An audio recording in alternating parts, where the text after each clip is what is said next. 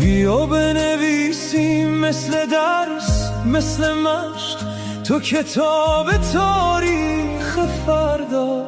بیا بنویسیم ما هنوز زنده ایم زیر بار غم‌ها و دردها. بیا بنویسیم روزگار قاتل امیده، ولی ما میدونیم شب تار آخرش سپیده. جنگ و قهر و تحریم و ستم اینا سر نوشته، کی میدونه غیر خودمون چی به ما گذشته.